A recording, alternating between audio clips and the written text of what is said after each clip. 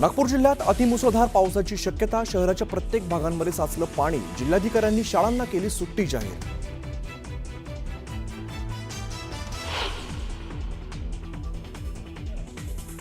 नागपुरात पोहरा नदीनं केलं रुद्ररूप धारण। घरांमध्ये अडकलेल्या नागरिकांचं बोटींच्या माध्यमातून रेस्क्यू सुरू। अद्याप 10 ते 12 लोक घरातच अडकल्याची शक्यता।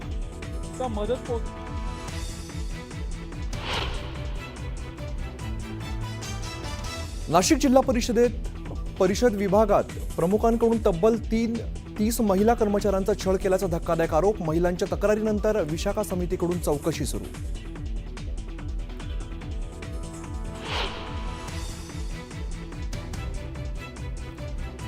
नाशिकच्या काळाराम मंदिरासह गोदाघाट परिसराचा कायापालट होणार। नाशिकच्या सौंदर्यात भर घालणाऱ्या रामकालपथाची अॅनिमेटेड दृश्य न्यूज 18 लोकमतवर।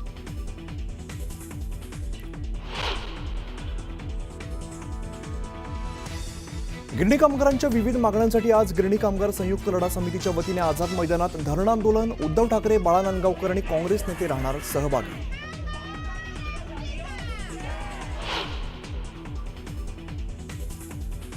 खासगीकरण आणि कामगार कायद्यांच्या विरोधात आज भारत बंदची हाक। 25 कोटी कामगार सहभागी होण्याची शक्यता। बँकिंग, खाण, पोस्टल खात्याचे कर्मचारी सहभागी होण्याची शक्यता।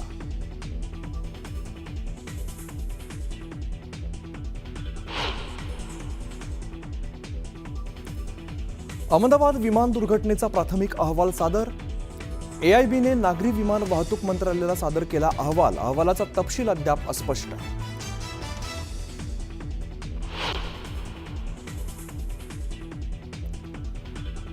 गुजरातमध्ये वडोदरा ते आणंदला जोडणाऱ्या नदीवरील पुलाचा काही भाग कोसळला। 4 ते 5 वाहनं नदीत पडल्याची भीती। 2 जणांचा मृत्यू।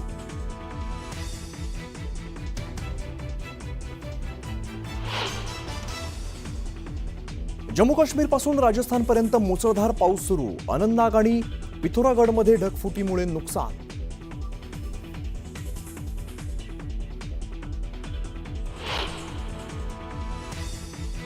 अमेरिकेतील टेक्सासमध्ये आलेल्या प्राणघातक पुरानंतर न्यू मेक्सिकोमध्येही पुराचा कहर। शेकडो लोक घरात अडकले।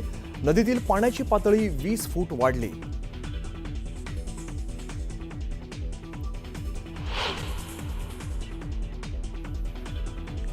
अभिनेत्री आलिया भट्टला 77 लाखांचा गंडा।